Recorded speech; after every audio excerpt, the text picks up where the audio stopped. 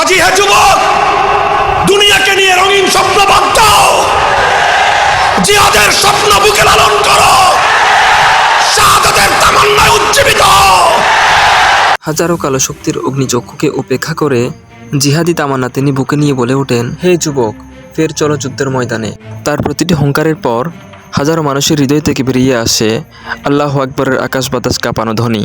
ভয়ে তরথর করে কেঁপে ওঠে নাস্তিক মোরতাদের মসনদ। তার হুঙ্কারে গমন্ত মানুষ নামদারি জানোয়ারদের কলিজায় কম্পন সৃষ্টি হয়ে যায়। তার মুখে উঠে আসে এই সমাজের আড়ালে হওয়া যত অজানা তথ্য। তিনি তো আপসহীন বীরের আপসহীন সন্তান। পরিষ্কার ভাষা জানিয়ে দেন আমাদের হৃদয়ে জমে থাকা অজানা কথাগুলো। কার কথা বলছি অবশ্যই বোঝার বাকি নেই, তবে আপনি যতটা সহজভাবে নিচ্ছেন তেমনটা কিন্তু নয়।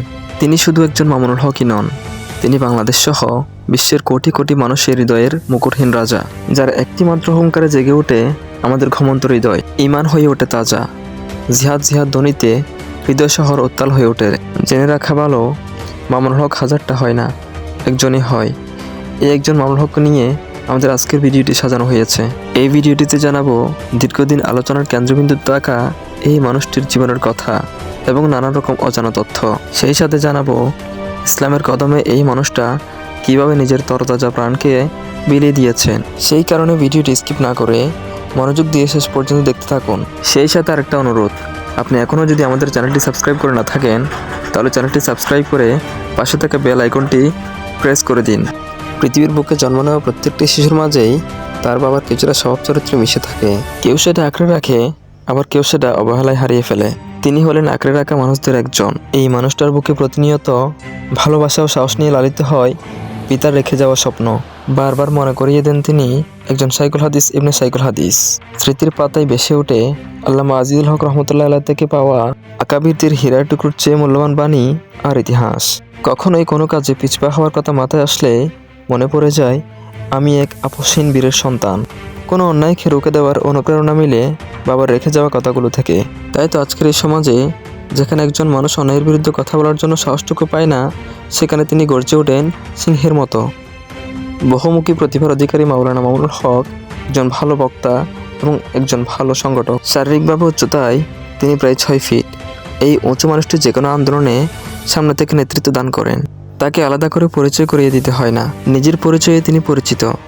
দর্শে হাদিসে তিনি যেমন ভালো ব্যাখ্যাকার, তেমনি মাহফিলে তিনি প্রধান আকর্ষণ। মিছিলের অগ্রভাগে তিনি যেমন সাহসী নেতা, তেমনি যে কোনো আলোচনার মঞ্চে তিনি মুখ্য আলোচক। একদল তরুণ আলেম সাংবাদিক, লেখক ও সম্পাদকদের তিনি দাওয়াত দেন, মত বিনিময় করেন, তার স্বপ্নের কথাগুলো তিনি তুলে ধরেন।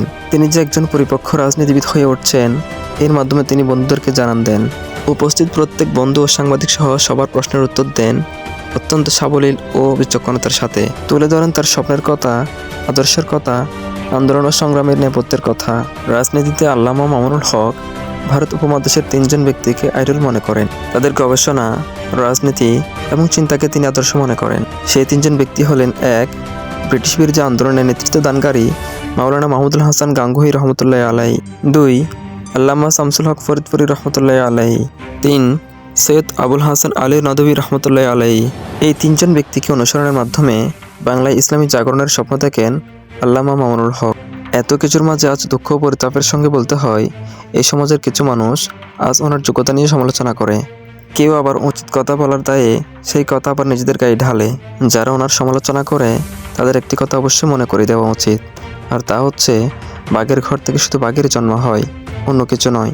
যারা বলেন যে উনি তার বাবার পরিচয়ে আজ বাংলার মানুষের মুকুটহীন সম্রাট, তারা জেনে রাখা উচিত যে তরতর করে বেড়ে ওঠা গাছটাও কালবৈশাখী জ্বরে নষ্ট হয়ে যায়, কিন্তু মামুনুল হক নিজ যোগ্যতায় এখনও পর্যন্ত বাংলার জমিনে টিকে আছে।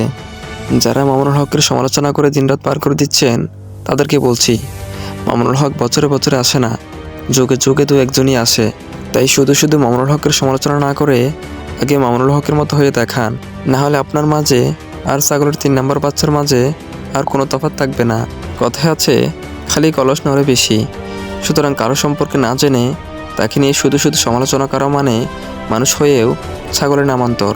প্রিয় দর্শক, আপনার কাছে কেমন লাগে বাংলার বাখ্যাত এই ইসলামিক ব্যক্তিত্বকে? কেমন লাগে তার বয়ান? কেমন লাগে তার কার্যক্রম? কমেন্ট করে আমাদের জানিয়ে দিন।